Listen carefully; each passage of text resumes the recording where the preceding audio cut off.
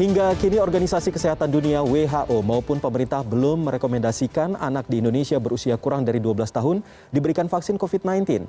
Alasannya masih harus menunggu subjek penelitian yang memadai. Sedangkan Badan POM ingin sesuai standar terkait keamanan dan juga efektivitasnya. Namun di sisi lain, pemerintah justru semakin melonggarkan syarat bepergian bagi anak di bawah 12 tahun. Mulai dari menggunakan pesawat dan kereta api hingga masuk ke lokasi wisata. Nah, tidak hanya itu, PTM untuk anak di bawah 12 tahun pun terus dilakukan walau klaster COVID-19 di sekolah kembali bermunculan. Lalu bagaimana respon epidemiolog terkait hal ini? Melalui sambungan Zoom, malam ini kita berbincang dengan epidemiolog dari Fakultas Kesehatan Masyarakat UI, Tri Yunis Miko Wahyono. Halo, selamat malam Pak Miko. Selamat malam Mas Iqbal. Pak Miko, ini pelonggaran terus dilakukan oleh pemerintah, termasuk anak usia di bawah 12 tahun yang kini diperbolehkan menggunakan transportasi umum seperti pesawat hingga mengunjungi tempat-tempat wisata. Nah, respon Pak Miko terhadap keputusan dari pemerintah ini bagaimana? Ya, anak bawah 12 tahun adalah berisiko. Sama risikonya dengan orang dewasa, bahkan kematiannya cenderung sama dengan orang dewasa yang berisiko yaitu di atas 40 tahun. Jadi menurut saya anak itu harus dilindungi dari kematian. Jadi kalau dia belum mendapat vaksinasi dan sekarang ada vaksinnya sampai sekarang begitu. Jadi harusnya benar-benar dilindungi, bukan dibebaskan masuk mal. Kalau tempat wisata ya harus memilih tempat wisata yang tidak penuh, yang bisa menjaga jarak, yang bisa melaksanakan protokol kesehatan dengan baik, boleh. Tapi kalau tidak, ya jangan dianjurkan begitu. Pemerintah kan ini hanya menganjurkan. Nah, tapi kalau pesawat ini benar-benar memaksakan begitu. Kalau menganjurkan tidak, dengan pesawat ya itu memaksakan seolah-olah anak bisa dibawa dengan pesawat dan diajak bersiko begitu. Ya, kemarin diajak bersiko masuk mal, sekarang diajak bersiko naik pesawat begitu, lebih mahal lagi. Tapi diajaknya bersiko begitu. Jadi saya tidak tahu apa pertimbangan pemerintah membuka mal untuk anak-anak, tempat wisata itu masih mungkin ya kalau tempat wisatanya masih bisa menjaga jarak dan melaksanakan protokol kesehatan. Tapi pesawat tidak bisa begitu. Jadi menurut saya jangan dianjurkan dulu lah begitu. Lihat peluangnya atau risikonya naik pesawat seperti apa, kalau ditingkatkan 75% seperti apa, kalau ditingkatkan 80% seperti apa. Kalau aman benar-benar ya boleh diperbolehkan begitu. Tapi kapasitasnya jangan sampai 100% begitu. Tapi apakah selama ini pemerintah dalam memutuskan sesuatu hal begitu, apakah juga ingin meminta pertimbangan dari sejumlah pihak termasuk dari epidemiolog? Saya pikir ahlinya banyak sekali. Saya adalah satu epidemiolog yang juga pernah diajak bicara. Tapi untuk kebijakan Mendagri, saya tidak diajak bicara begitu. Mungkin epidemiolog lain. Jadi kalau dalam mengambil kebijakan, selain efektif harus dipertimbangkan juga apakah kebijakan itu cost efektif, apakah kebijakan itu cost efisien. Sama halnya kemudian kalau naik kereta kenapa nggak diwajibkan PCR? Kemudian kalau naik bis kenapa nggak diwajibkan PCR? Itu karena cost efisien dan cost efektifnya terlalu mahal begitu. Jadi kalau naik pesawat menurut saya di Indonesia masih terlalu mahal untuk diwajibkan PCR juga begitu. Apalagi mengajak anak-anak begitu. Orang kaya yang bisa mengajak anak-anak naik pesawat begitu. Jadi kalau orang miskin tidak dipikirkan oleh pemerintah begitu. Apalagi dengan harga tes PCR yang cukup tinggi begitu ya Pak Miko ya. Nah, ini berbicara soal anak-anak yang boleh bepergian begitu. Ini kapan sih waktu idealnya bagi anak-anak yang bisa melakukan perjalanan keluar kota dengan menggunakan pesawat? Apakah dengan adanya penurunan menjadi PPKM level 1 ataupun level 2 itu tetap tidak diperbolehkan ataupun belum dianjurkan untuk menggunakan pesawat tersebut? Permasalahannya satu adalah surveillance kita menurut saya tidak benar-benar mampu menangkap jumlah kasus yang sebenarnya. Jumlah sekarang dilaporkan 600 atau 800 lah begitu. Ya. Tapi yang sebenarnya bukan 600 atau 800. Bahkan lebih besar dari 800 atau bahkan 1000. Sekarang kasusnya lebih ringan, jadi tidak tertangkap oleh kontak tracing sekalipun. Jadi kontak tracing itu juga tidak meningkat sekarang. Masih tetap di bawah 10. Satu kasus itu bisa di tracing di bawah 10. Jadi itu menunjukkan risiko yang belum terukur dengan baik.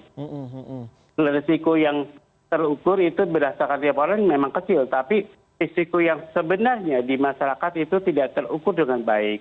Jadi kalau begitu menurut saya harus dilakukan ukuran risiko yang benar, kemudian kalau perlu dilakukan survei pada anak-anak, kemudian sebenarnya berapa sih orang anak-anak yang telah terinfeksi di Indonesia, baru dibuat kebijakan begitu, Mas.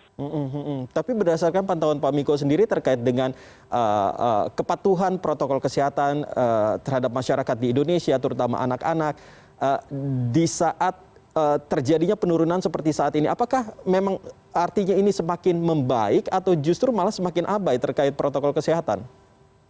Ya, saya sedih. Sebenarnya dengan kasus menurun, semua orang, termasuk anak-anak jelasnya, semua orang bahkan pemakaian protokol kesehatan atau masker lah paling tidak indikatornya, pemakaian masker mulai abai begitu. Baik itu di Depok, saya tinggal di Depok kebetulan, sekarang banyak yang tidak pakai masker, itu juga pedagang-pedagang semua sudah mulai meninggalkan masker. Ya, lagi anak-anak sekolah yang sekolah itu kalau di sekolah pakai, tapi kalau di luar sekolah tidak pakai. Saya keluar daerah Kutoarjo, Jawa Tengah, di sana juga pulang sekolah banyak yang tidak pakai masker. Jadi saya bingung sebenarnya. Masyarakat Indonesia seperti lupa pada kejadian bulan Juli 2021. Pada saat mereka sulit mencari pelayanan kesehatan, pada saat tiap hari bahkan saya mendengar masjid-masjid mengumumkan inna lillahi wa inna ilaihi raji'un. Jadi itu menyeramkan buat saya. Jadi saya nggak mau tragedi Juli itu terulang. Kalaupun kemudian kasus melonjak, yakin saya rumah sakit tidak akan penuh, tapi kematiannya pasti akan terjadi. Jadi kalau kematian akan terjadi, saya takut mendengar suara pengumuman di masjid-masjid, inna lillahi wa inna ilaihi raji'un gitu. Saya takut, Mas. Nah, ini berbicara soal yang kita tidak menginginkan bahwa bulan Juli itu akan terjadi lagi. Nah, soal kemungkinan terjadinya gelombang ketiga COVID-19 yang diprediksi akan terjadi akhir tahun ini ataupun di awal tahun 2022. Nah, bagaimana respon dari Pak Miko terkait dengan hal ini? Apakah dengan pelonggaran yang terjadi, terus juga dengan masyarakat yang semakin abai begitu terhadap protokol kesehatan, apakah ini akan semakin membuat bisa dikatakan sebagai tanda bahaya buat kita semuanya? Ya, saya duga pasti gelombang ketiga akan terjadi. Pertama adalah surveillance yang tidak bisa menangkap kasus dengan baik di masyarakat. Itu surveillance-nya lemah. Kemudian yang kedua adalah pembebasan pembatasan sosial itu terlalu cepat dan besar-besaran. Jadi kita nggak peduli pada COVID-nya, justru peduli pada pembangunan ekonomi atau perkembangan ekonomi begitu. Jadi itu pembebasan sosialnya luar biasa. Buat saya nilai begitu. Tidak hati-hati. Kemudian yang ketiga adalah vaksinasi COVID yang dua dosis itu baru mencapai 26 atau 27% begitu paling maksimal. Jadi yang keempat adalah liburan tahun baru dan Natal begitu. Jadi kerumunan ini sekarang sudah terjadi, apalagi nanti Natal dan tahun baru, padahal masyarakat mulai abai.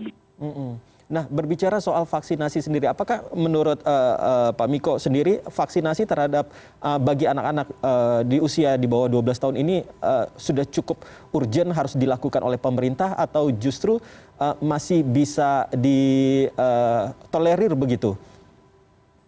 urgent Mas. Sebenarnya menurut saya Pfizer itu bisa diberikan pada anak 7 tahun ke atas atau 6 tahun lah ke atas. Nah, menurut saya harus diberikan pada anak usia 6 sampai 12 tahun. Kemudian Sinovac juga sudah ada penelitiannya, tapi kemudian saya bingung kemudian hasil penelitiannya tidak dipublikasi begitu.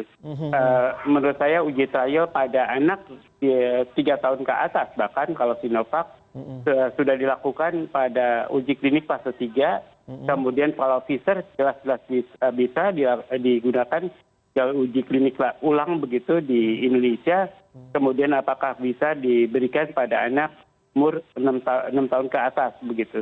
Ya, kita ada kesempatan untuk mengimunisasi anak 6 sampai 12 tahun.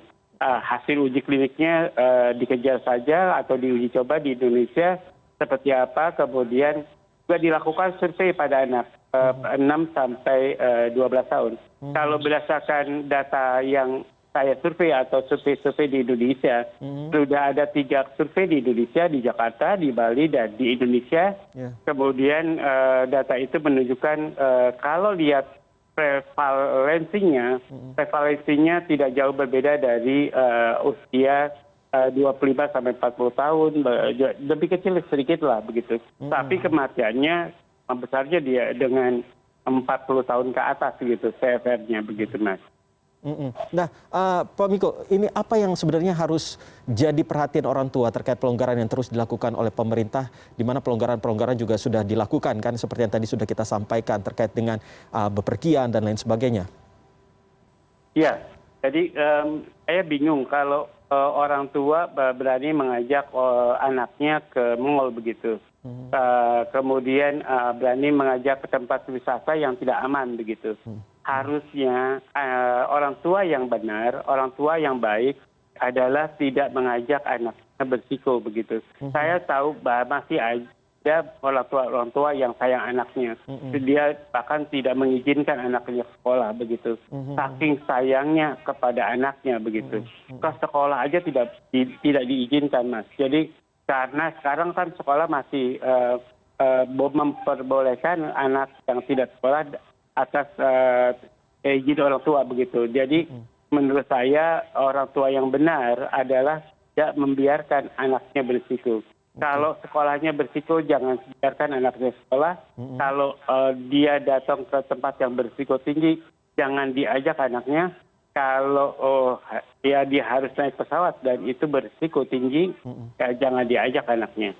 Dan risikonya bukan hanya pada pesawat ya, risikonya ada waktu airport sama jadi ya, kemudian dia airport destinasi atau tujuan itu akan punya risiko yang besar terhadap anaknya begitu Mas. Baik Pak Miko, tentunya ini kembali lagi ke orang tua, tentunya orang tua harus tetap bijak dalam memutuskan terkait dengan kesehatan dari dirinya sendiri maupun anak-anaknya. Terima kasih Pak Triunis Miko Wahyono, epidemiolog dari Fakultas Kesehatan Masyarakat UI. Sama-sama Pak Miko. Salam sehat selalu Pak Miko. Iya, sama-sama.